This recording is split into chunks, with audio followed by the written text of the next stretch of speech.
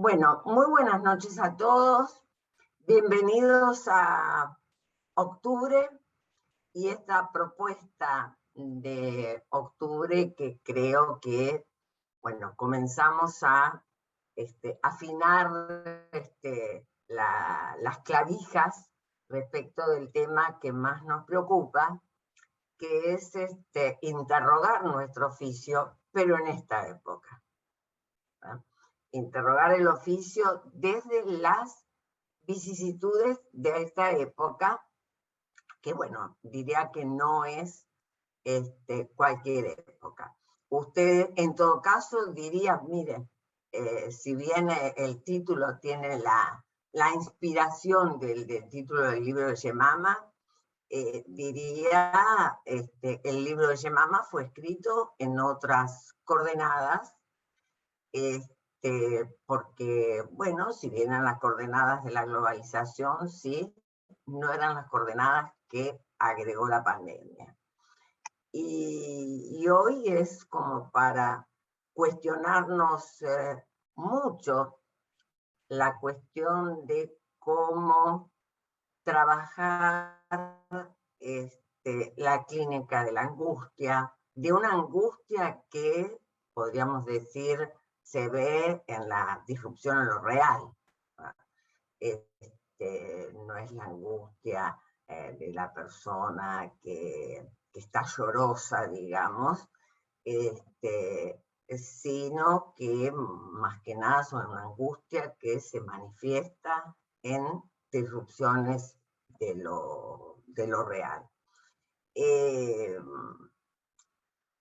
Desde el inicio de lo que yo llamaría el éxito del discurso capitalista, el surgimiento de la pandemia y su incidencia superlativa, en lo que podríamos llamar la tanatopolítica, por ahí hay algunos colombianos que conocen el libro, es muy importante interrogar nuestro oficio, interrogarlo desde la época actual, ¿verdad? Y teniendo en cuenta las cuestiones principales que hacen a la ética del psicoanálisis. Como siempre, nuestra ocupación es plantear el tema de las invenciones de la cura, porque, bueno, más que nunca nos vemos en esa tarea. ¿Sí?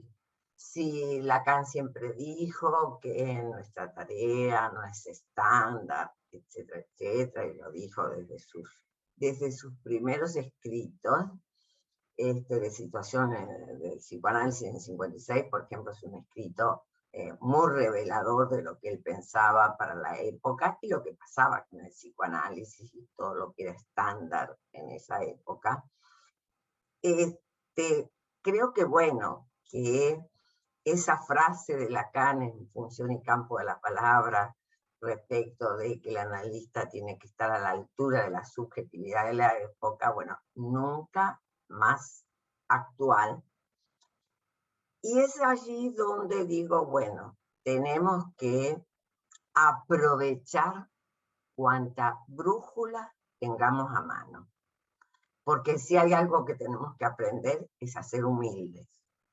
Vamos a inventar lo que se pueda dentro del margen que nos dan los principios del psicoanálisis. Entonces, bien, que la clínica de la angustia pueda funcionar como orientadora de nuestro oficio, bienvenida, aprovecharemos esa brújula y cuanta brújula encontremos, como decía yo, en esta época, en donde es un gran desafío nuestro trabajo, porque las presentaciones clínicas que traen nuestros consultantes tienen predominio de la irrupción pulsional en lo real, ¿va? Que deja al sujeto a la deriva de su goce.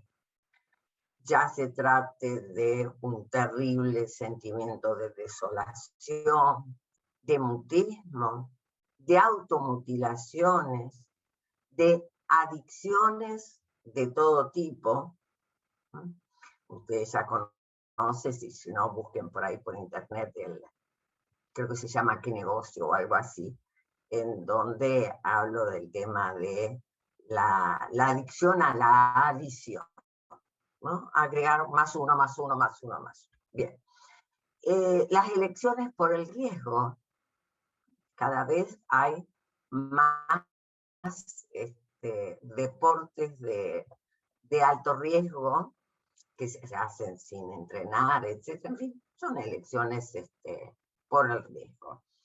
Que nos van mostrando un abanico de todo lo que pueden ser los síntomas contemporáneos. Ya hace muchos años, creo que debió ser antes del 2001, creo no, seguro debió ser antes del 2001, no pude encontrar la fecha exacta, tampoco anduve buceando. Con la Fundación Praxis Freudiana nos preocupaba digamos, la fundación daba asistencia y entonces teníamos mucha posibilidad de ver pacientes, se veían más de un promedio de 150 horas semanales, y entonces se nos ocurrió dar un taller, que lo llamamos La violenta soledad contemporánea. Digo, debió ser antes del 2001, porque estaba en vida Muñoz, que es el pintor esculturista que hace la imagen de la pintura escultura de él, el collage, lo tenemos siempre al lado del logo de Praxis, sobre todo en el conversatorio, que es ese hombre colgado en la baranda de afuera, podemos decir, del tren o del metro, como un síntoma de la vida contemporánea, del apuro que se lleva, de lo mal que se vive. Y me pareció a mí como una imagen muy, muy representativa de lo que yo pensaba respecto de la soledad, que era una soledad violenta. Muy interesante, fue bueno, muy cortito les cuento, iba a ser en la plaza que está entre la Facultad de Medicina y la Facultad de Ingeniería. Y cuando unos chicos estaban repartiendo unos flyers, qué sé yo, un bar de cerquita, de las inmediaciones de las facultades, bueno, nos dijo, no, vengan acá. Bueno, estuvo realmente muy, muy lindo, la gente no se movía, trabajamos de 2 de la tarde como hasta las 7, hermoso. Lo que el objetivo era hablar con los jóvenes, por eso habíamos elegido un lugar entre las universidades, entre las facultades, de los malestares contemporáneos, de lo que hoy yo llamaría la soledad desesperada, porque además de ser violenta, hoy estamos frente a personas que no saben qué esperar, que no saben qué esperar en concreto, por eso dije personas. Por el otro lado, los sujetos, ahora sí me refiero al sujeto inconsciente, está absolutamente solo para arreglarse con la pulsión. Sufre y mucho, ¿no? Porque podríamos decir la pulsión se lo lleva por delante, lo empuja, ¿no? Por eso se dice empuje al goce, lo empuja. Bien, lo lleva a un doloroso existir, porque es una soledad que de tranquilidad no tiene nada. Sabemos que está solo para arreglársela con la pulsión, porque los mecanismos de defensa que Freud, digamos, estudió y definió como los mecanismos vecinos de la pulsión, bueno, la represión no tiene el estatuto que tenía. Y entonces están los mecanismos anteriores, la vuelta sobre sí mismo, el trastorno a lo contrario, que hoy no tendríamos nada a discutirle a Freud. Eso es una evidencia. Si la represión tiene problemas, funcionan los dos mecanismos originarios. Bien, frente a este panorama, ¿qué tiene el psicoanálisis para ofrecer? ¿Qué tiene el psicoanálisis para ofrecer? Sobre todo que, a ver, el psicoanálisis con Lacan, con Freud, y después con un Lacan hasta la segunda década, podríamos decir, bueno, ha hecho una panacea del deseo, ¿no? Y donde hay deseo hay falta siempre. Y entonces yo me pregunto, bueno, pero ¿acaso no vamos a contramano? La vida contemporánea deja lugar para la falta. Quizás es por eso que, digamos, hay pocos, en las nuevas vocaciones hay pocos psicoanalistas, hay muchos psicoterapeutas que aprenden técnicas que ofrecen, digamos, promesas que van del lado de la exigencia de la rapidez, el éxito, etc.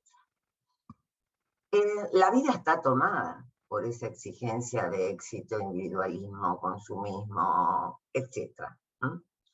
Y entonces, bueno, creo que hay que prolijamente preguntarse por la intervención, tener muy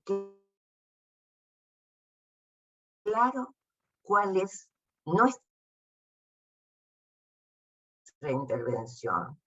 Es de angustia que va desde la desolación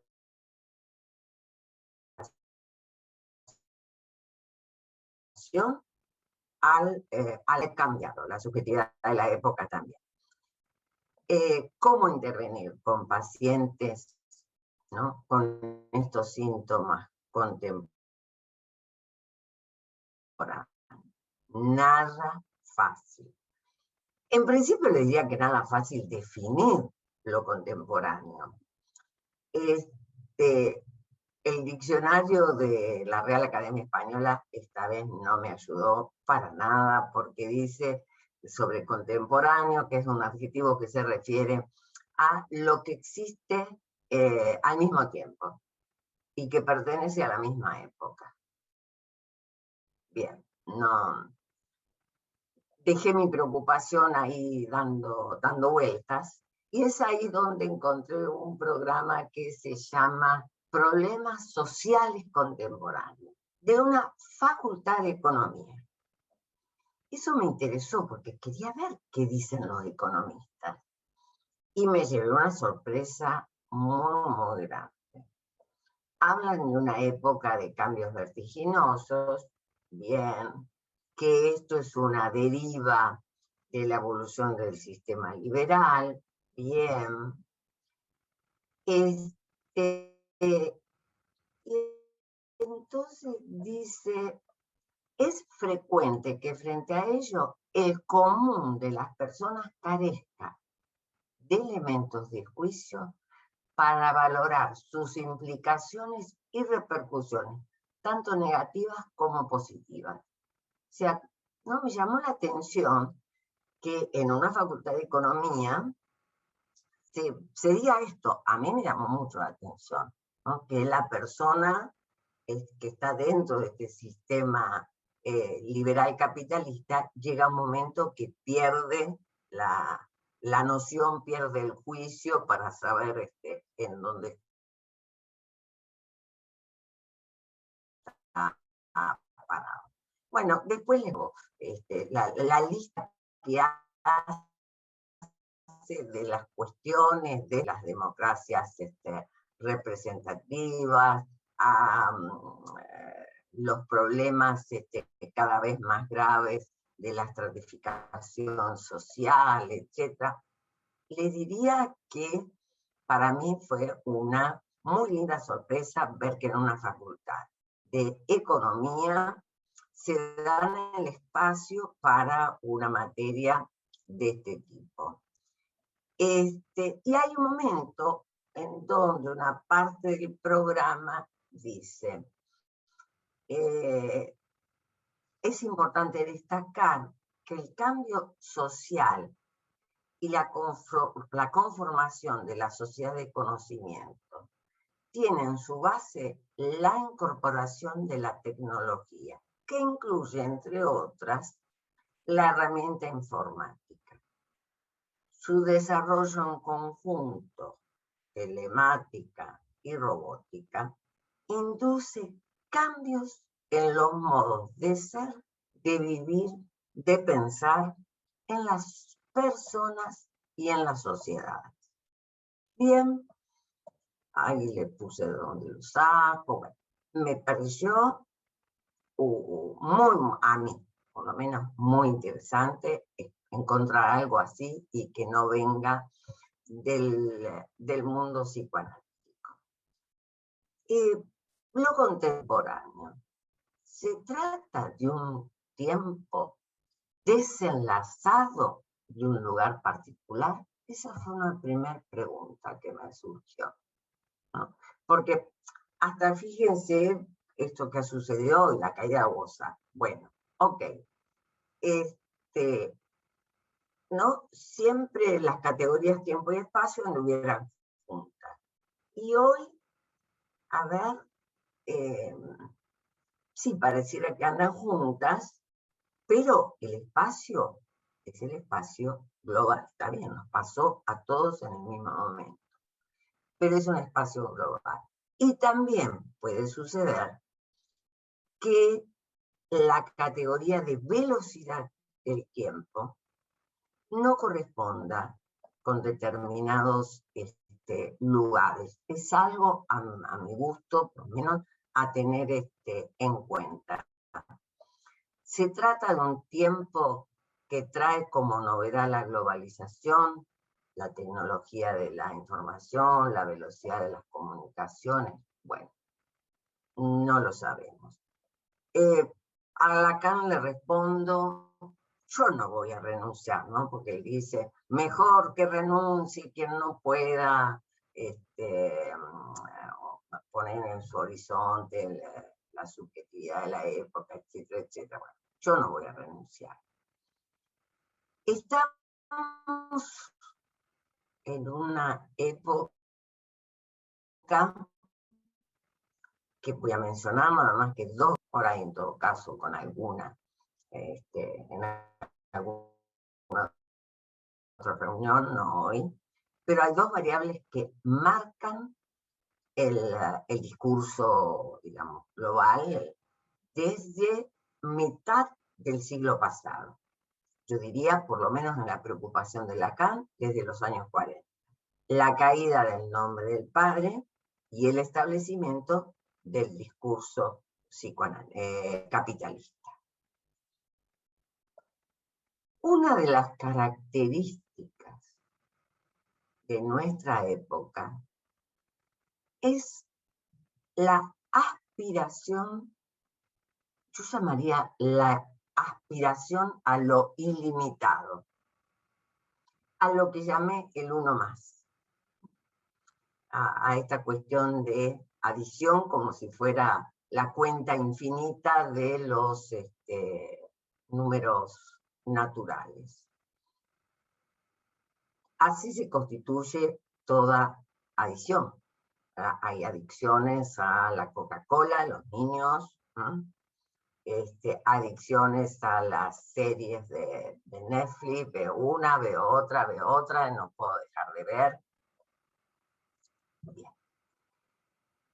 El momento actual, marcado por lo que llamaría el individualismo de masas, obliga a cada quien a inventar su religión. Digo, tomo la palabra religión en el sentido de los modos de ligarse a otro.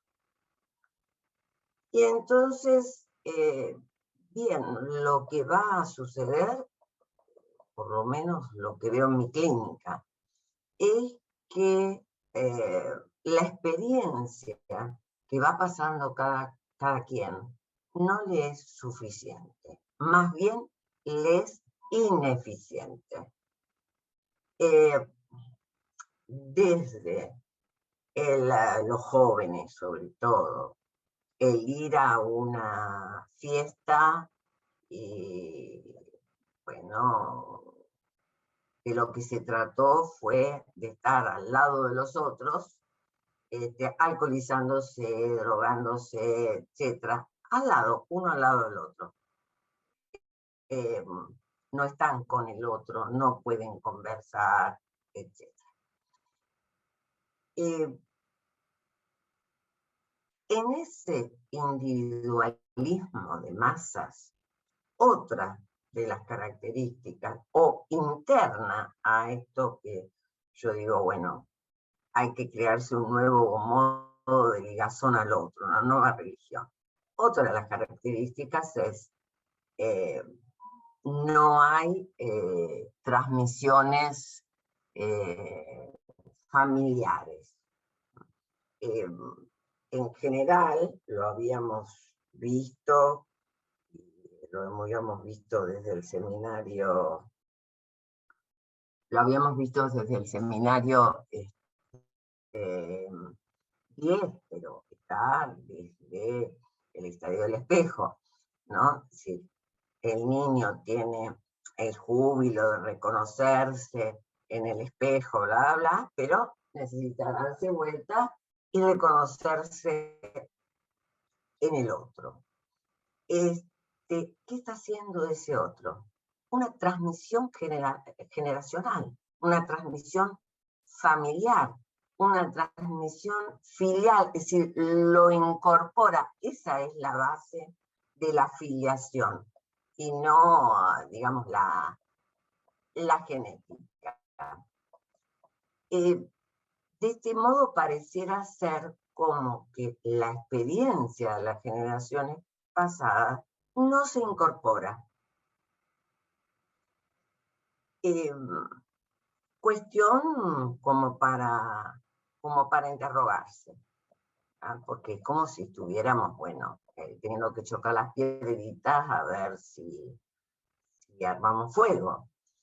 Que no haya una transmisión familiar de experiencias respecto de, bueno, cómo enfrentar el mundo, digamos que es una debilidad de los nuevos modos de organización de la vida.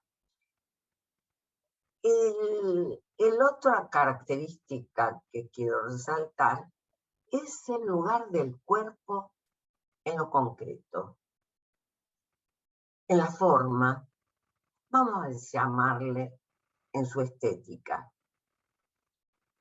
Y en esta también exigencia de un cuerpo que tiene que ser siempre joven.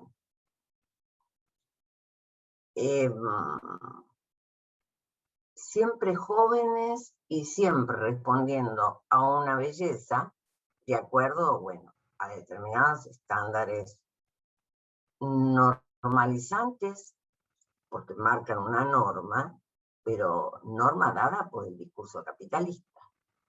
Y entonces, bueno, lo único que hacen de una manera muy obscena es generar segregación, porque el que no es cool, como quien diría, queda, digamos, segregado, queda invisible. Y entonces tenemos así como una contrapartida de, por un lado, es un discurso de la ciencia, han inventado la ciencia, o se ha inventado la ciencia de la felicidad, más o menos, pero por el otro lado, digamos, este mundo está habitado por cuerpos separados de las palabras. Y ya sabemos con Freud que, bueno, que los sentimientos van conjuntamente con las palabras. Y los consultantes hoy se presentan bajo manifestaciones de una necesidad de resolución inmediata. Las más de las veces yo diría que están tomados por la impulsión y que eso los lleva a soluciones de urgencia problemático.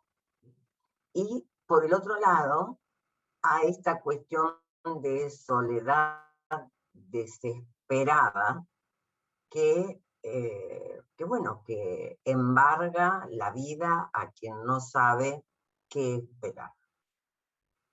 Nuestra política como analistas es la política del síntoma y lo sigue siendo. Lo que pasa es que las cosas han variado, ¿no? De un síntoma imaginario simbólico, hoy nos encontramos frente a un síntoma con una presentación predominantemente real. Pero tenemos que saber que el síntoma sigue constituyendo una buena pareja del sujeto. Obviamente, no estamos en la época del síntoma histérico de Freud, o de las histéricas de Freud, a las cuales le debemos mucho, ¿no? Ana, Elizabeth, Catalina, M, etc., Rosalía. Ahora, fíjense que Freud nos da una brújula. Freud habla de, digamos, del síntoma metafórico, etc., del síntoma del lado del sentido, pero también habla del núcleo pulsional del síntoma. Entonces ya en su obra nos podemos orientar con esta cuestión de la cara del síntoma que no habla, ¿no? Aquello indecible, que Freud lo puede poner del lado de la represión primordial, del lado del ombligo del sueño, de aquello que insiste. Les recomiendo mucho un trabajo de Daniel Lagache sobre la transferencia, que lo hace a propósito de un pedido de Lacan, y él estudió las dos grandes teorías de la transferencia en Freud, la teoría mecánica, la teoría dinámica, etc. Bueno, si no, pídame, está en mi texto. Quien no tenga mi texto Tratamiento desde el alma me lo pide y se lo envío. Ahora, Lacan también comienza enfatizando la cara simbólica del síntoma, ¿verdad? El síntoma como metáfora. Y al final de su trabajo, bueno, ya tiene bien presente el síntoma como goce de la letra, o sea, el síntoma que viene de lo real, y va a ser muy preciso en esta cuestión de goce de la letra, que algunas veces lo hemos trabajado, le podemos dar otra vueltita. Esta vertiente real del síntoma no es dirigida al gran otro. Este es el punto importante. ¿Cómo atrapar esa vertiente si no es dirigida al gran otro? Ahí va lo de condensador de goce. En este sentido, para Lacan, el síntoma es una manifestación del cuerpo, pues como no encontramos palabras que lo ordenen en un discurso, el síntoma viene a ocupar el lugar de la palabra que falta. Es decir, viene a ocupar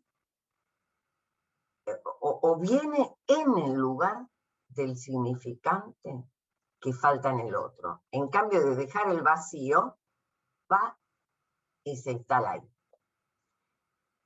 El síntoma contemporáneo, podríamos decir, es la invención de una forma singular de gozar.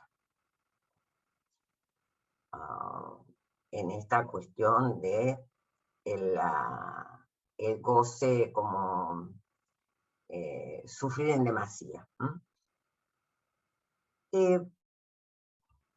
Ahora bien, en la época actual vemos en mayor medida síntomas con la modalidad de rechazo del inconsciente. Rechazan la castración, ¿no? El inconsciente impone la construcción, o podría decir, la castración hace a la construcción del inconsciente. Estos son síntomas de rechazo al inconsciente porque justamente, como dije recién, son síntomas que vienen a ocupar el lugar de la castración, la vienen a obturar. Son consecuencia de una fijación de goce que camina en contra de la vertiente simbólica del síntoma. El síntoma freudiano, articulado a la palabra, dirigiéndose al analista, se convirtió en síntoma analítico. Hoy no es tan sencillo. Actualmente las cosas son diferentes. Y en ese sujeto que padece de rechazo al inconsciente, la operación analítica, ¿de qué se trataría? En principio, yo les diría de un empalme, de lograr un empalme, un cruzamiento, ¿no?, de ese goce autístico, porque si no está dirigido al gran otro, es un goce autístico. ¿No? Hay que lograr un empalme del goce autístico al otro, al gran otro. Para el que el síntoma pueda ser analizado, debe pasar al campo del otro. ¿Y cómo? Por la transferencia. Y así permitir que el síntoma se abone al inconsciente, se abre, digamos, a la vía del sentido. Así como muchísimos años atrás yo me preguntaba qué puede ofrecerle un abonado al inconsciente, como es el analista, a un paciente psicótico, un desabonado del inconsciente. Hoy me lo vuelvo a preguntar, ¿qué podemos ofrecer? Y sigo respondiendo, bueno, la transferencia, ese aquí y ahora de la transferencia que supo ver Freud, la dinámica de la transferencia que supo ver Freud, sigue siendo una brújula orientadora. Es necesaria la interpretación que aísle y localice el elemento discursivo donde el sujeto pueda reconocer su ser de goce. No hay nada explicado. Habrá, ¿no?, que señalar, pero ya sabemos que para ese tipo de intervención, bueno, hay que desarrollar la transferencia. La operación analítica obviamente es al comienzo la localización de un significante que nombra al, digamos, el ser del sujeto en su irrefrenable goce. no vamos a pedir que no goce.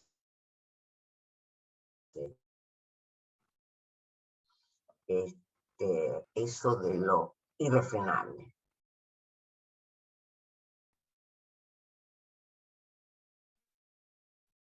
Digamos, Lacan tiene explicaciones de plano proyectivo y demás respecto del goce, y una de las de los ejemplos que a mí me sirvió para entender la cosa es la montaña rusa. Es el aumento de la velocidad en la montaña rusa. Me quedó así como grabado, como la metáfora de decir, bueno, se me hace un representable. Será un imaginario, pero es un imaginario que yo necesito porque no manejo matemática ni plano proyectivo, esas cosas mucho no me gustan. Bien. Pero lo irrefrenable del goce está en esa montaña rusa, suponiendo que no haya nada que le haga perder velocidad, ni nadie que ataje el carrito abajo. Es una época marcada por este empuje ilimitado de la pulsión.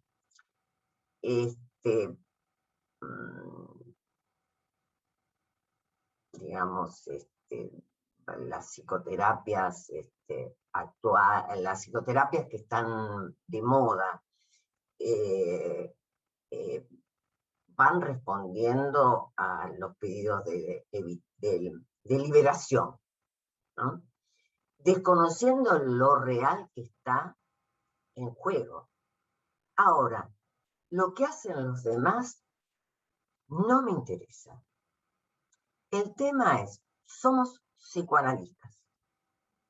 Bueno, o estamos a la altura de la época o renunciamos, ¿no? A la altura de la subjetividad de la época, una subjetividad, digamos, un sujeto palpitando lo real. Como digo yo, es un sujeto que se patentiza en lo real. Bien.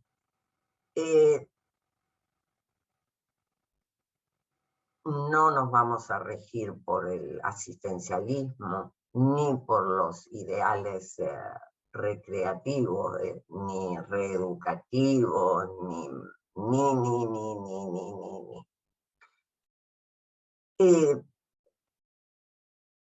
¿Qué es lo que se propone el psicoanalista? Transformar el síntoma del padeciente para hacer uso de él, para que el sujeto pueda hacer uso de su síntoma, sepa arreglárselas con sus formas de gozar, que descubra qué es lo imposible de soportar para él, y que vía el trabajo analítico cambie ese valor de goce y ese sufrimiento en demasía, por esto que yo llamo arreglárselas con sus maneras de gozar, que considero, bueno, no es poca cosa para pedirle a un análisis. Bien. Respecto del cuerpo. A ver, Lacan nos enseñó que el sujeto sufre cuando, podríamos decir, se le quiebra la creencia en el cuerpo, ¿no? Ese niño que se ve en el espejo, niño, por así decir, ¿no? La figura completa es una figura de atrapamiento libidinal para todos. Y todos también necesitamos esta cuestión de que el gran otro diga algo. nos autorice. En ese cuerpo se cree, y resulta que hay momentos en donde esa creencia se rompe y donde el sujeto queda ajeno. El síntoma deja al sujeto agujereado, como quien diría, lo deja ajeno a su propio cuerpo. En todo caso, digamos, lo más importante que es historia en el psicoanálisis, ¿no? Es la cuestión de las palabras atrapadas en el cuerpo, las primeras histéricas de Freud. En consonancia con la última enseñanza de Lacan, en donde el lugar del gran otro del significante es sustituido por el cuerpo, ya no el cuerpo del gran otro, sino el cuerpo propio. En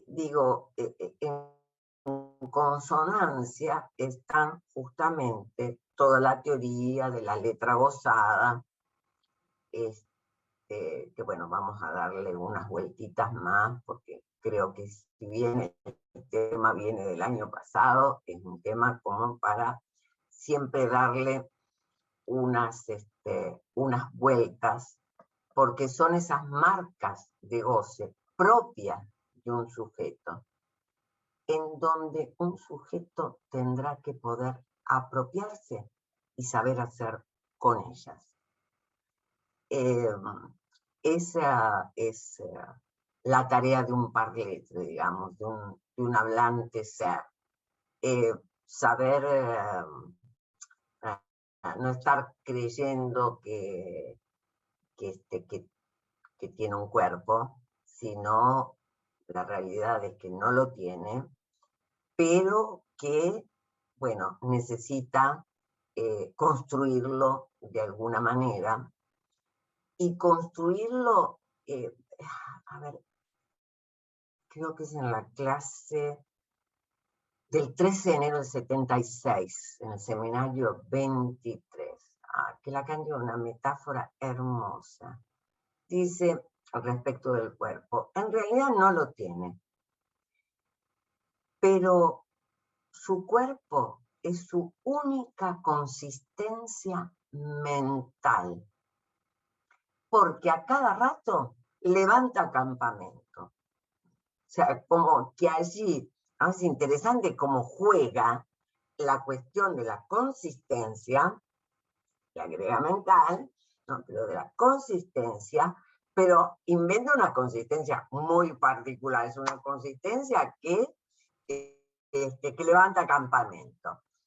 Creemos que tenemos un cuerpo, sí, tan bello como dice el espejo, o las normas estéticas que vengan de donde sea, pero el asunto es que, bueno, sobran ocasiones en donde ese cuerpo consistente queda desnudo.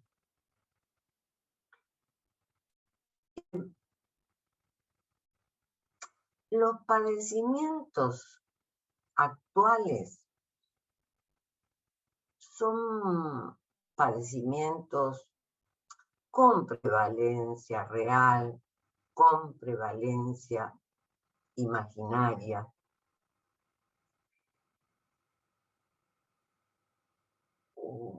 También tenemos que pensar que la prevalencia, y hay cierto desenganche simbólico real, es una prevalencia porque el mundo en que se vive, el mundo de la informática, etc., es un mundo que nos crea la ilusión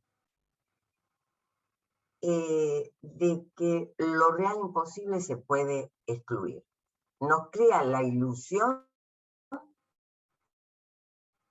de la existencia y la consistencia de ese florero que vemos en esa imagen que se llama real, ¿verdad?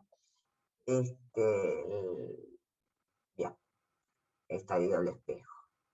Pero lo interesante es creer que ese florero con las flores, que eso es consistente.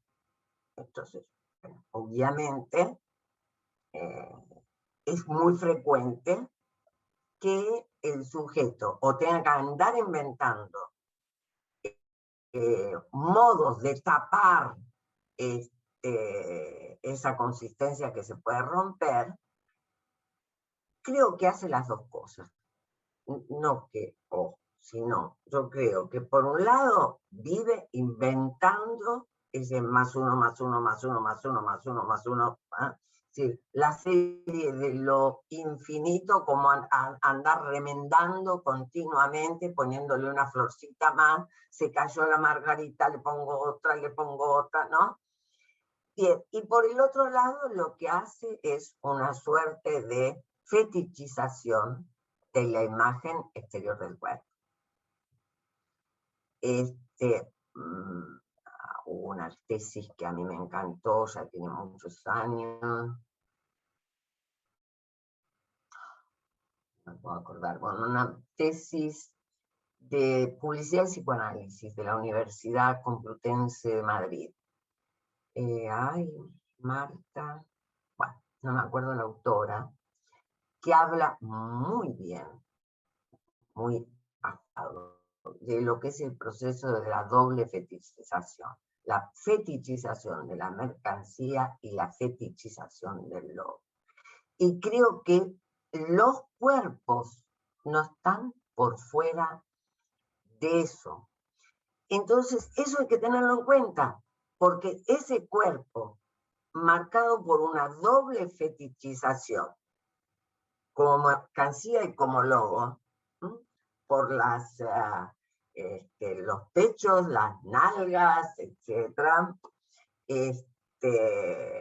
los falos detrás del jean ajustado, pero esos cuerpos además tienen que ir con la remera, la camisa, el logo tal.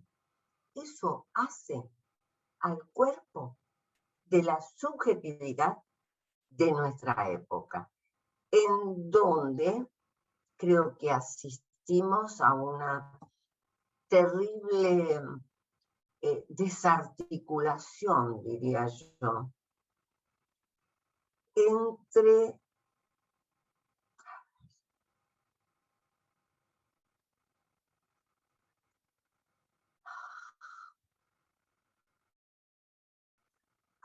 entre el cuerpo, sí, entre el cuerpo y el otro, por eso es voz autista. A ver, no sé,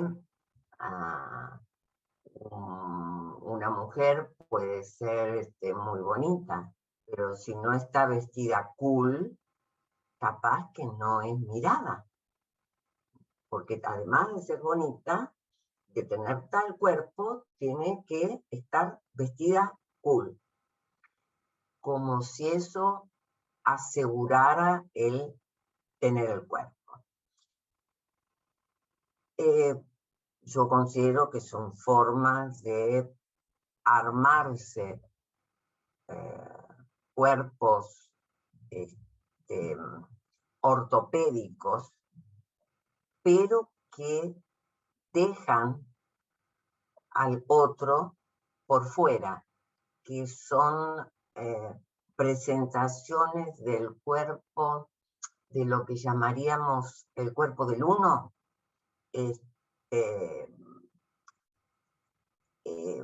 son como, yo diría, intentos muy endebles,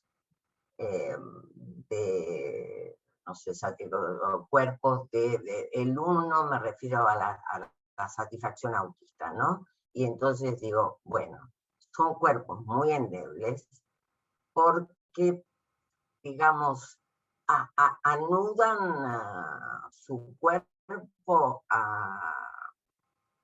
al borde de lo mortífero, ¿verdad? Anudan su cuerpo a la pulsión de muerte.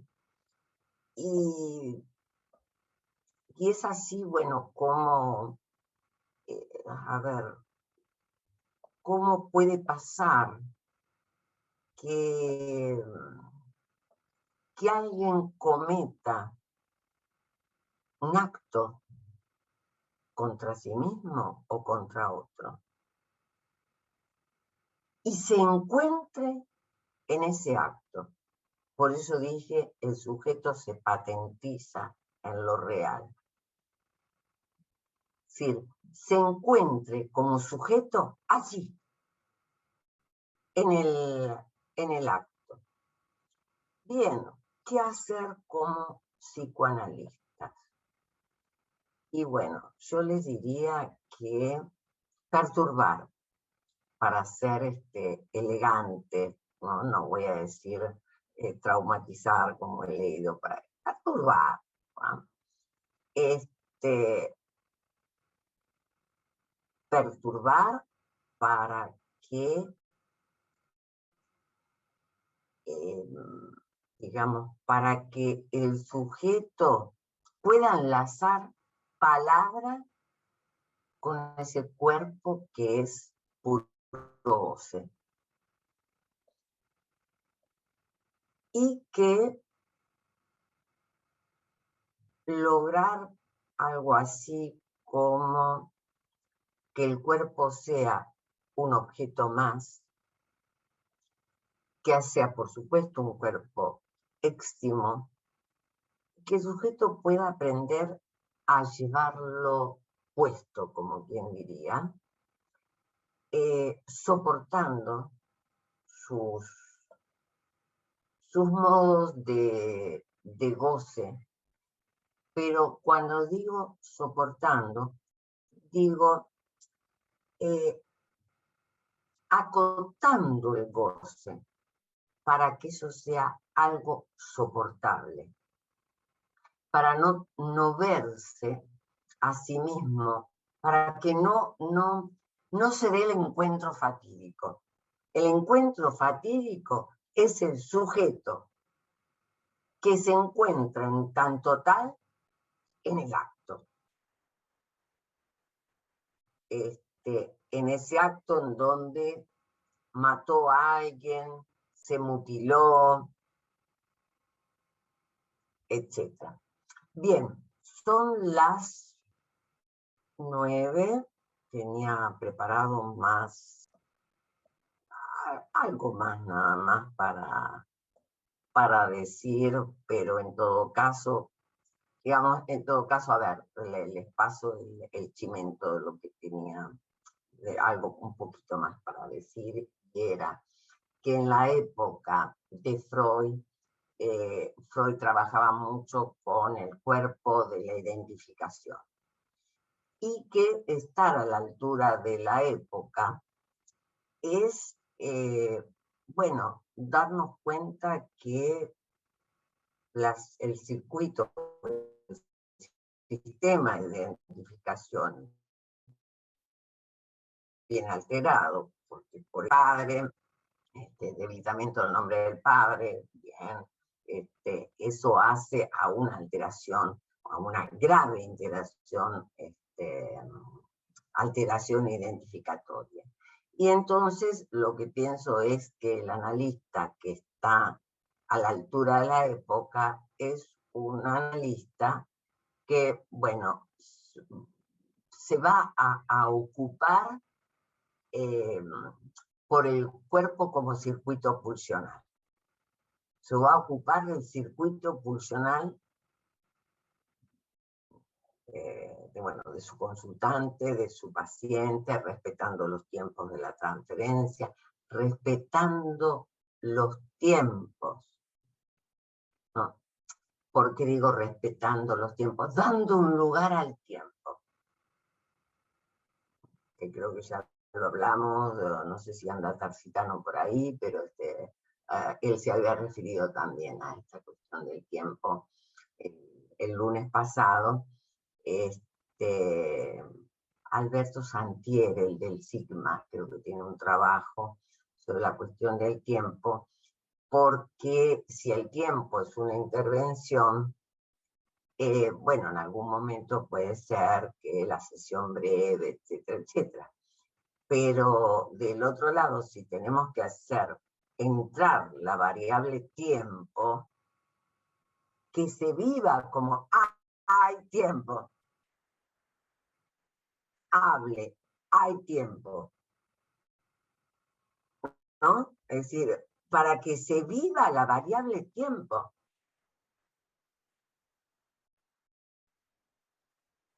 Si no, vamos a llegar, digamos, a ver, vamos a llegar, como decía, a ese analista estándar, ¿no? Bueno, el estándar de la I para 45 minutos, el estándar lacaniano, 10 minutos. No pasa por ahí. Hay que pesquisar cómo meterse con la variable tiempo como un modo de tocar algo de lo funcional. Bien, se abre a comentarios, preguntas.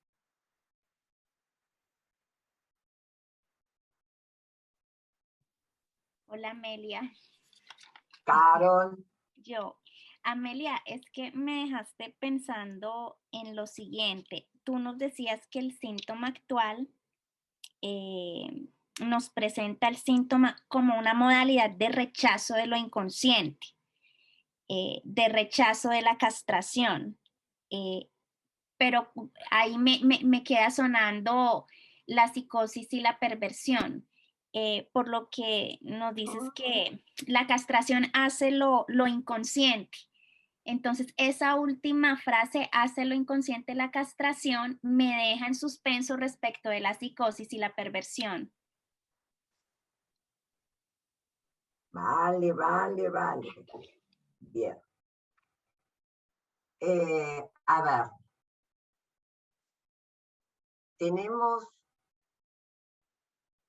grandes analistas con mucha experiencia, que yo respeto mucho y me los quedo escuchando, porque, bueno, los años de experiencia, sé que son buenos analistas y que además han estudiado mucho, ¿no? Y los he escuchado y demás. Uno te va a decir, estamos viviendo la época de la perversión generalizada, por ejemplo, de Cloran, y otro como Melman te va a decir, es la época de la psicosis generalizada. Bien.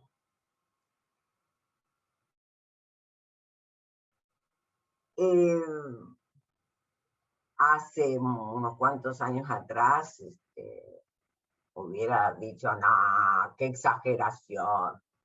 Bueno, no es ninguna exageración. Yo en todo caso lo que te diría es, mira, caso por caso se verá si se trata de una perversión, de una psicosis o no, o si eso que viene generalizado es una perversión o una psicosis. Como que es difícil verlo, decirlo así, tan universalmente, ¿no? Pero, a ver, yo lo que digo es, el inconsciente que trabaja el aparejo significante, no el hecho pulsional. El inconsciente, es inconsciente que trabaja, ¿verdad? S1, S2, S1, S2, va, repite S1, S1, S1, S1, S1, no llega nunca a S2. Ese inconsciente se construye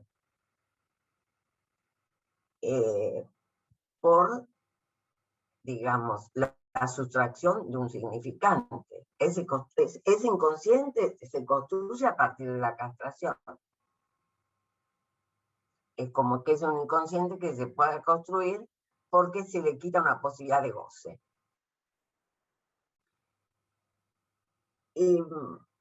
Bien, a ver, aunque cueste teóricamente aceptarlo, uno tiene dos niveles. Uno, el nivel de los fenómenos que suceden.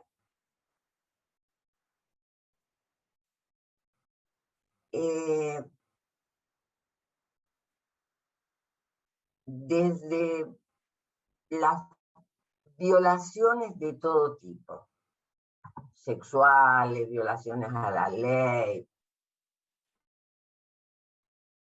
¿no? Lo que sea.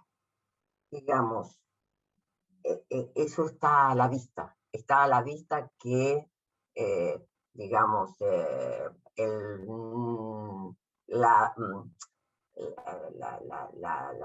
el punto de no permitido en la sexualidad, ¿sí? Y el punto del no al parricidio parecían no operar. Con lo cual, bien, tenemos que aceptar la tesis de hay rechazo de la castración. La castración no está operando. Por algo sucede toda esta cuestión. Y desde el punto de vista, digamos, teórico, allí en donde la ley del padre no opera, la neurosis no se conforma, no se construye, porque la neurosis es hija de la ley del padre. Entonces, habrá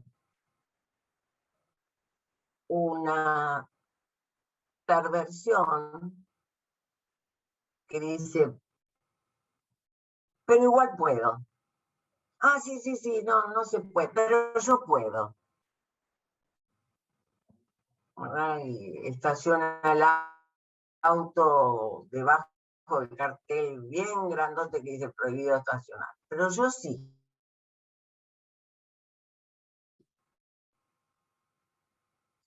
Pero yo sí. La castración vale para todo lo demás. Para mí no. Yo sí. Yo sí puedo. Yo estoy más allá de la ley.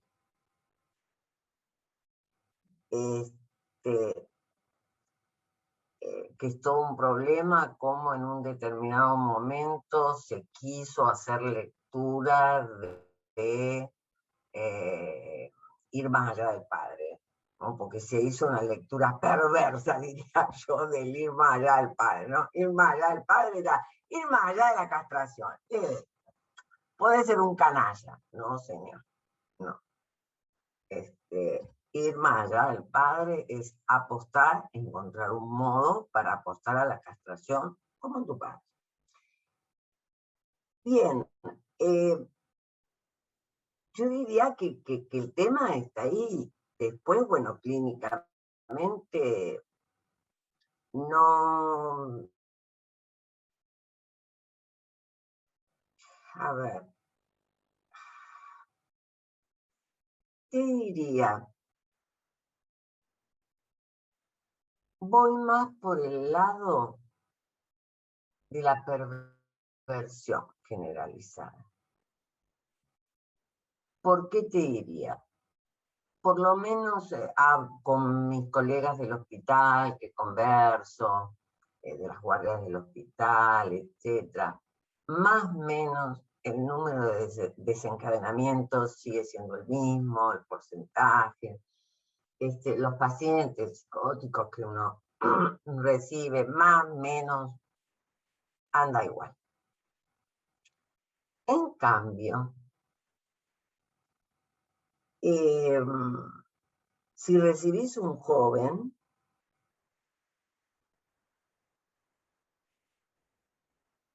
entras a interrogarte.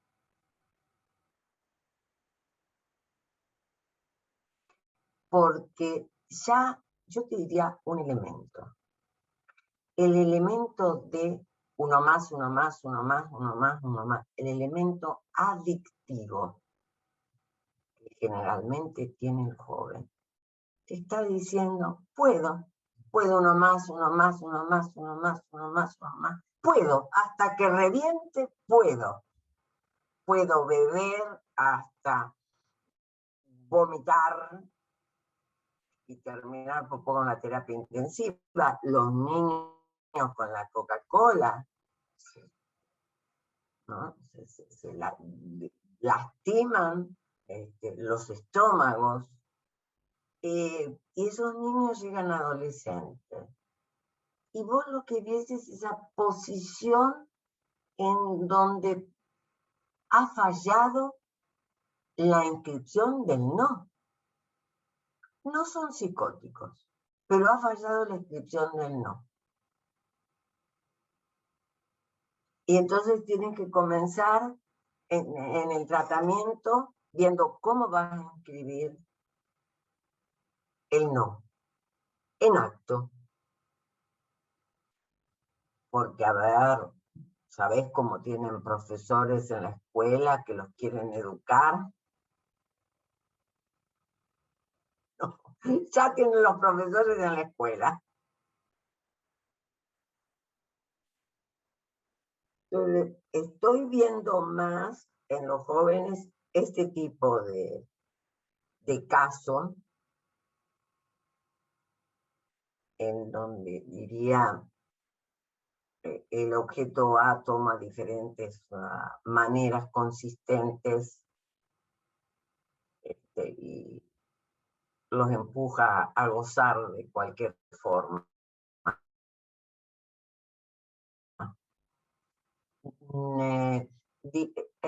Hay algo interesante. No son objetos asemblantes, son bastante consistentes, que eso es algo bastante típico de la perversión.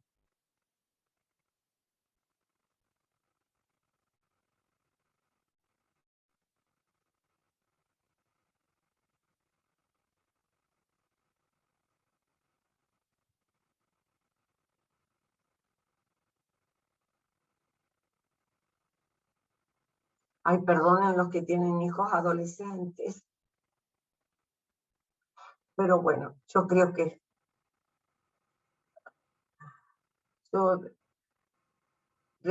realmente creo que hoy ser padre de un adolescente fue siempre muy difícil, pero hoy más que nunca.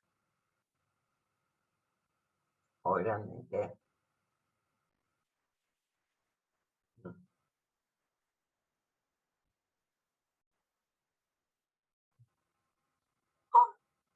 Nada, le insisto, bueno, a ver, yo le quería buscar alguna vuelta, no me acuerdo cuál.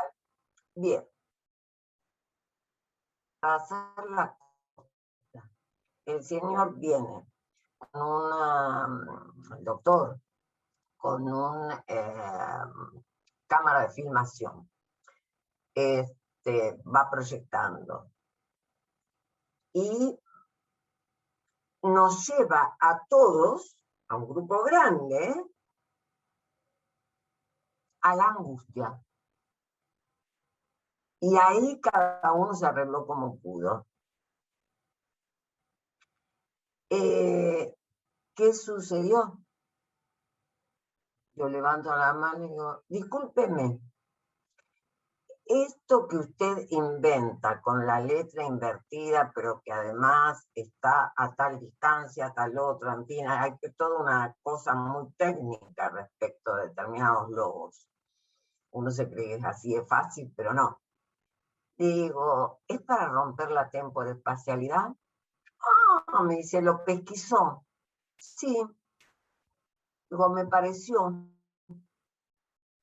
Digo, pero entonces el híbrido es uno. Sí, pero el híbrido consume, me dice.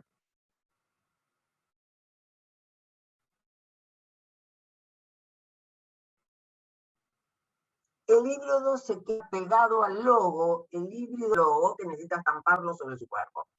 Consume.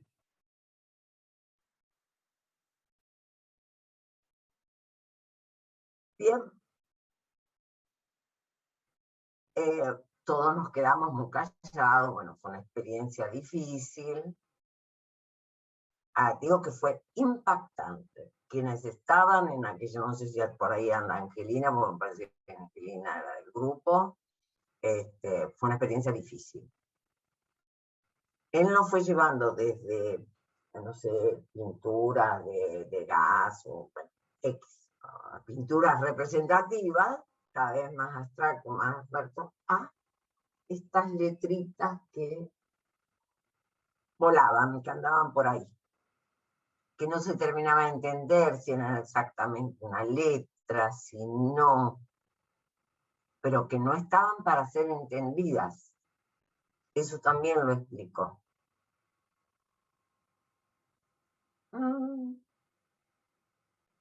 Entonces, bueno, por algo los psicoanalistas hablamos de la biopolítica. Si la política es la distribución de la economía, la distribución de los bienes, eso es la política. Entonces, ¿quién? No podemos estar ajenos. Y yo considero que es tan fuerte que, digamos, el hombre se haya convertido en consumible, en un bien de consumo. Si vos vieras cómo pueden negociar dos representantes de las prepago, cómo pueden negociar una cápita, te digo que te duele el estómago, ¿eh? Las negocian sin problema. Bueno, ahora, el humano se ha convertido en consumible. En un escrito que les preparé, no me acuerdo dónde, si lo dejé o lo quité, mira, no lo sé.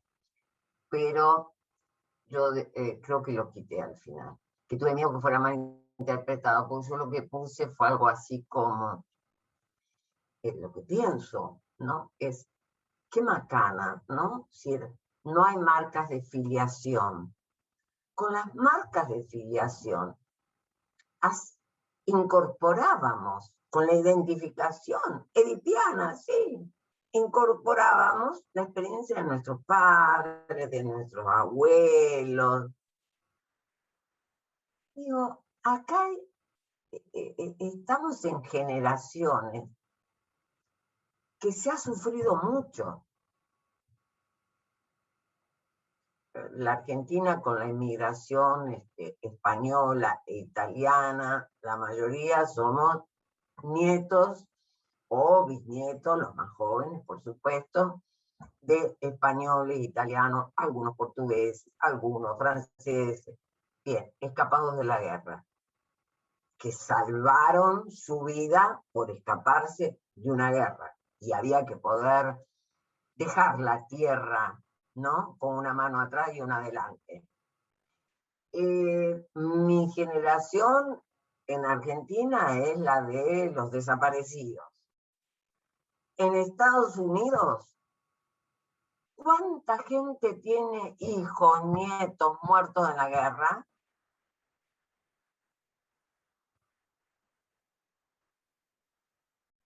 ¿Quieren una experiencia de que somos consumibles?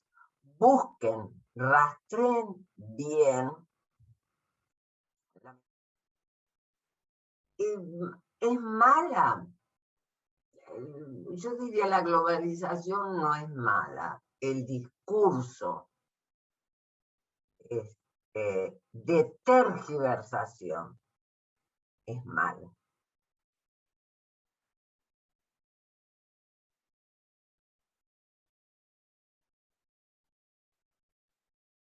Está dañino, porque es un discurso perverso.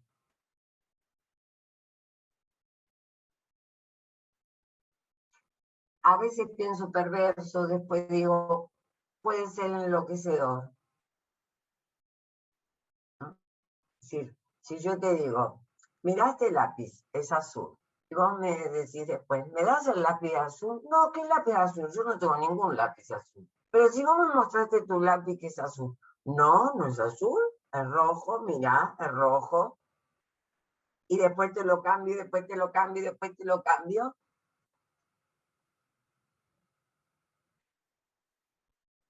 Ese cambio del estatuto de verdad no es inconsecuencia,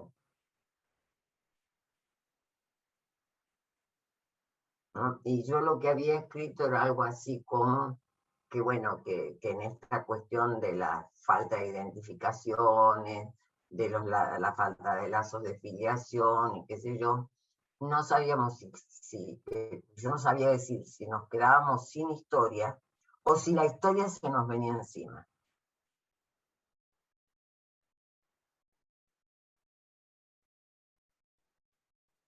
En el sentido de todo lo que hubo de mortífero a lo largo de los siglos.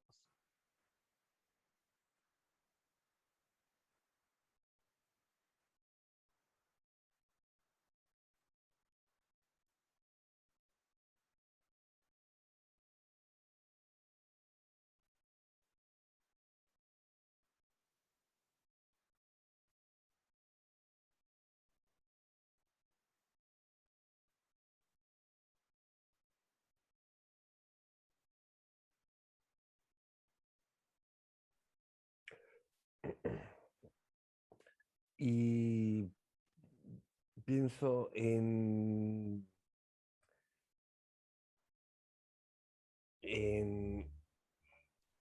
cierta manera, pensaba en el cambio de la alimentación. Esto tiene que ver un poco con las ganas de de cierta gente en hacer un cambio en el tema salud. No lo sé. Digo no lo sé porque cambios de alimentación hay de todo. Yo te diría, en fórmula general, estamos comiendo alimentos muy tóxicos. Ahora, los cambios de alimentación hay de todo. Está aquel que es vegano pero come nada más que comida orgánica. Está aquel de, no sé, ahora está de moda ¿cómo es? El ayuno intermitente. Está aquel que, no sé, la mujer que quiere pesar 40 kilos. Este,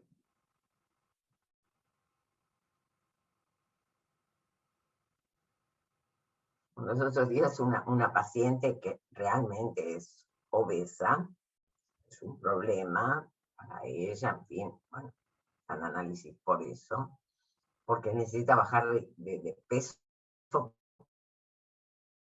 por salud, no por belleza. Dice que va a determinado lugar. Ay, me dice, no, yo no voy más a ese grupo. Son todas pibas que deben pesar 60 kilos. Si no solamente soy más grande que todas, sino que encima, dice, yo sí soy una obesa. Entonces, ahora, que sabemos que, digamos, es esta cuestión de la canallada generalizada, para utilizar un término muy común, es decir, la desconsideración al otro generalizado. Hace ya unos cuantos años, voy a la ciudad de Paraná, estaba en Santa Fe, me cruzo a Paraná, y veo que están todas las vendedoras, no sé qué shopping, fui, que estaba lindo, qué sé yo. Las veo a todas con los cachetes muy rojos. Una amiga mía demora en probarse cosas, entonces yo converso con la vendedora. ¿Qué pasa que todas tienen los cachetes rojos? Los insecticidas, señora. Los insecticidas para las hojas. Los aviones, se nos lo tragamos nosotros.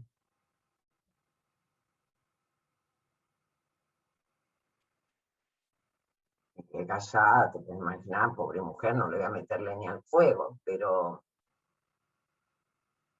eso es la desconsideración al otro, a más no poder. Como, qué sé yo, fábricas de pintura que echan sus desperdicios a aguas, en donde después de ahí se toman pescado, bueno.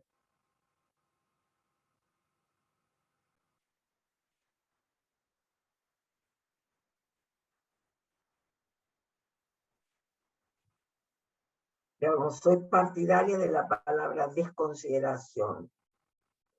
O bueno, hay maldad, sí.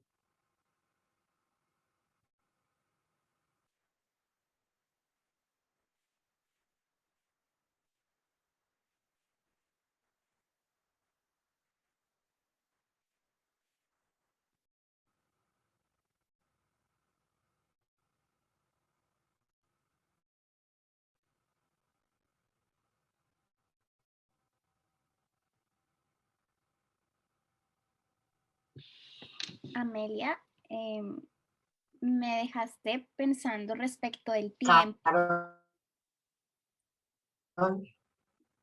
Estaba pensando en el tiempo y justamente estos días conversaba con alguien sobre el tema y a propósito me generaba mucha curiosidad que sale en estos días la película, la última de la saga de James Bond, Sin tiempo para morir. Le decía al profe, qué curioso porque me parece que el título es corresponde con esta época perversa, porque así como ni siquiera hay tiempo para morir, que me parece terrible escucharlo, no hay tiempo para la angustia y es una idea que me viene rondando. No hay tiempo para el afecto, no hay tiempo para la angustia y la angustia, me acordaba también de Kierkegaard, es la que libera el alma, de alguna u otra manera, vivir la angustia. A ver, no hay tiempo para la conversación no utilitaria. A ver, el humano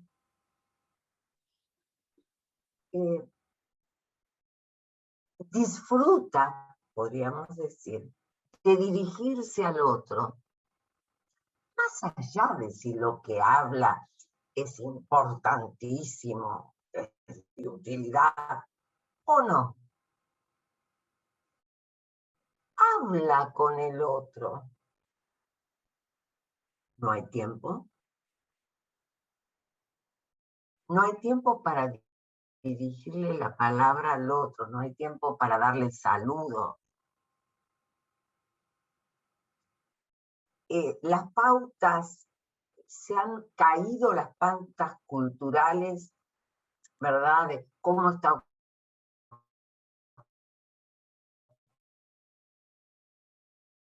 usted, cómo está su familia. Esto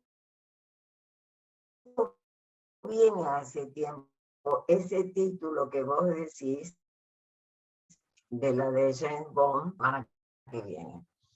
Me hace acordar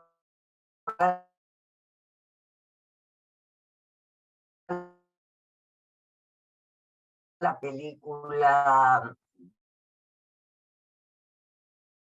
de ya muchos años, el show de o sea, se muere, sí, pero el show pero entonces no hay tiempo para los afectos, ahora no hay, como de, no está el tiempo del tecito, ni del mate, ni...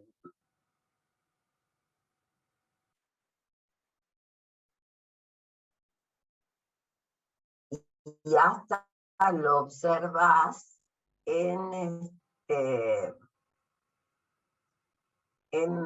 sé yo, en las actividades de congresos nuestras. Bueno, ayer yo lo hablaba con una colega, ¿no? Que le digo, ay, che, yo quedo cansadísima, o estoy muy vieja, o no sé, digo, no aguanto un día entero. Me dice que Amelia, dice, no vamos al cafecito, no charlamos. Cuando antes íbamos a un congreso, escuchábamos una mesa, marcábamos qué mesa íbamos a ir, pero también nos hacíamos tiempo, nos encontrábamos en un barcito, en un cafecito, nos saludábamos, ¿no? La tertulia de antes no existe. En la tertulia nos hablaban aparentemente nada importante, se hablaba con el otro.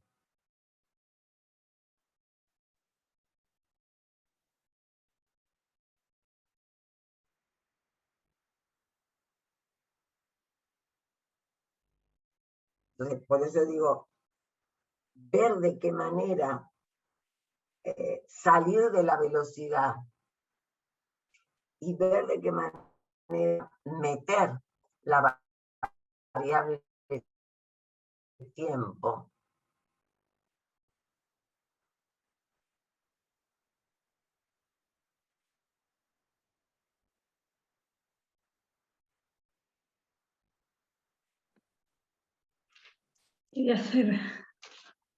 Quería comentar algo.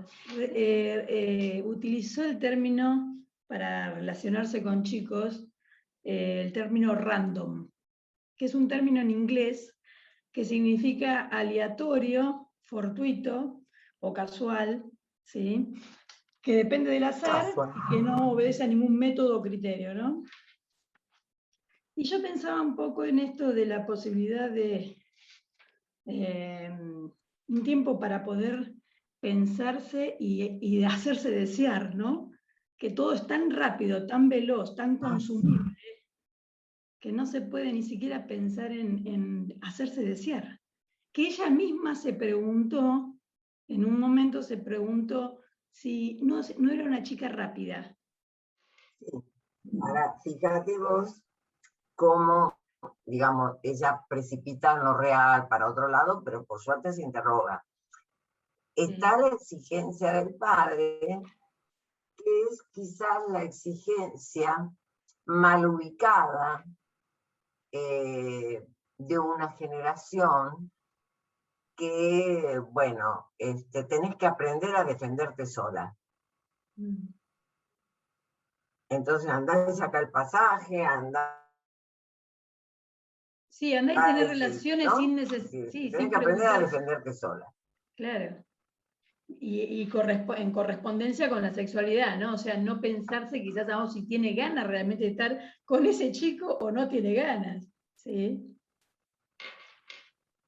Claro, porque el tema, ahí está. El tema por ahí no está en la rapidez, el tema es si tiene ganas o no. Claro, sí, tal cual. Pero me pareció acorde a esto también de lo que hablábamos de consumir, ¿no? De consumirse, ¿no? Como esta cosa de que no hay, es el ya, el ahora, ¿no? O sea, no hay una mediatización de nada, me parece en algunas, ¿no? Si bien... Mira, que yo creo que, a ver, lo que mediatiza siempre es el deseo. Claro. Y si algo tiene de nefasto el discurso, digamos, capitalista, es que nos deja por fuera del deseo. Nos aleja del circuito del deseo. Sí, sí. El circuito de la concreción. Claro. Sí. Entonces, bueno, por eso es que vos decís, bueno, no se preguntó si tenía ganas. Claro, sí, sí. Y creo que por eso aparece después esto de la angustia y de sentir, no seré la rápida, ¿no? Y ahí como quedar atrapada ¿no? Anclada en esta angustia de que si realmente deseó eso o no, si tuvo ganas de eso o no. Bueno, es decir, creo que no hay que escuchar para nada rápida como moralmente, ¿no? Sino rápida no. Lo que hay que ver es la angustia, porque se angustió. Claro, sí, sí, ¿Tenía totalmente. ganas, no tenía ganas? ¿Qué quería? Ujú. Sí. Gracias, Amelia. Marcelo, Bueno, los temas de hoy son tremendamente complejos y para mí y es un montón de dudas y consultas. Este, y es- pienso que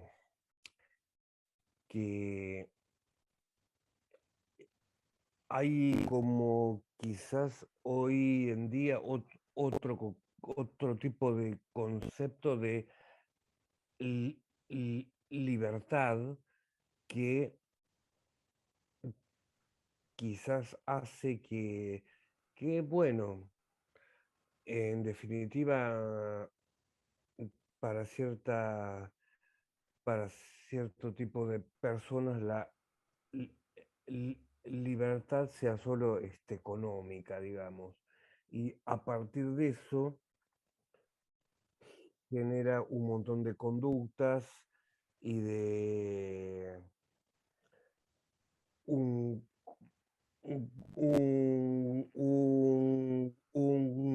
un cierto este, un cierto un cierto, o sea, el tema de la pulsión como que esté libremente alocada, generando cierta necesidad de libertad que hace que bueno, este, no sé cómo decirlo, ¿no? Pero económicamente se complique todo, digamos. Y bueno, pensando esta frase que vos decías, Amelia, ahí al principio, el, eh, los, el ser y sus cambios y la así economía, me parece bueno, es un tema sumamente amplio y difícil de pensar en la ahí economía actual que, bueno, hace que haya un montón de peleas en lo geopolítico y en los goces y, y en el medio de todo esto la búsqueda de la identidad por un lado o por otro lado un caer en un goce. No sé si fue muy claro, intenté expresar lo mejor que pude esto. a ver, la búsqueda de identidad te puede llevar a caer en un goce para tener un nombre.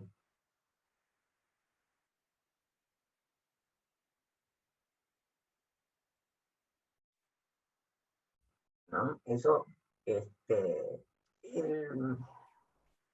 Un nombre el concepto como de libertad, eso, sí. estaba pensando, ay, no me puedo acordar si es en causalidad psíquica, si es en funciones de psicoanálisis, la criminología, primeros escritos de Lacan, que Lacan dice algo así como, en nombre de la libertad las sociedades hacen cada vez más desastres, ¿no? Es decir, por la ilusión de libertad, cada vez el hombre se vuelve más canalla, se autoriza sí, a prescindir del otro, del cuidado del otro, etc. Creo que no es nuevo,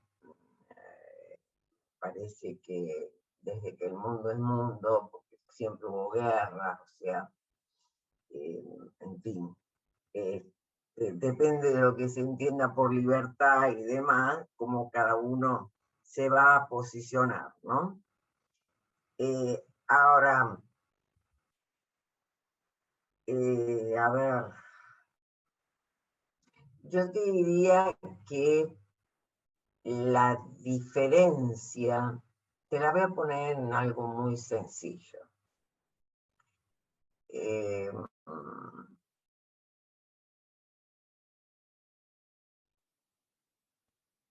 Esta chica es muy liberal, fue algo que se dijo de mi generación, porque bueno, salieron los anticonceptivos, usamos bikini, volvíamos a las 4 de la mañana a bailar, todos los padres protestando, por supuesto. Y usamos los hot pants, ¿no? Esa chica muy liberal. Pero entre esa chica y esta chica que no sabe si, la paciente Inés, que no sabe si tuvo sexualidad con ganas o no, o la chica que ves a las 6 de la mañana vomitando en el árbol,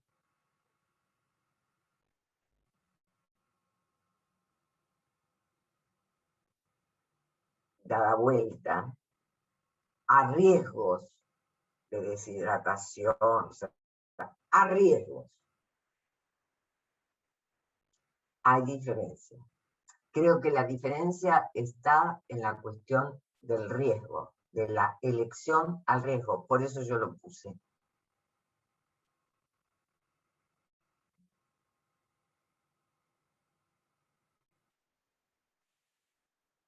Es decir, cuando el concepto de libertad se usa para justificar la elección del riesgo, es problemático.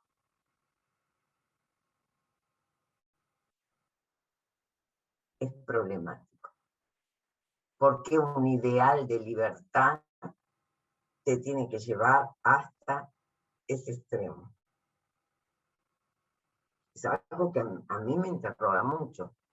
Hasta por la historia de mis generaciones. A mí me interroga muchísimo.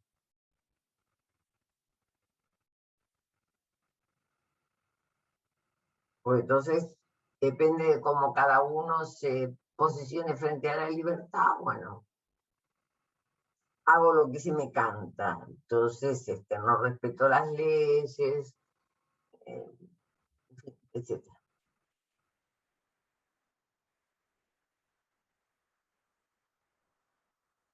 Y, a ver, no me puedo terminar de recordar la frase de Lacan, pero lo que me queda como haber entendido en Lacan es algo así como que no sé si es Lacan, Hannah Arendt lo trabaja. Hannah Arendt trabaja este tema también mucho. La cuestión de engañar a los pueblos con el concepto de libertad cuando te están manipulando económicamente. Te hacen creer que sos libre y te manipulan. Sí, sí. Muy gráfico fuiste, Marcelo.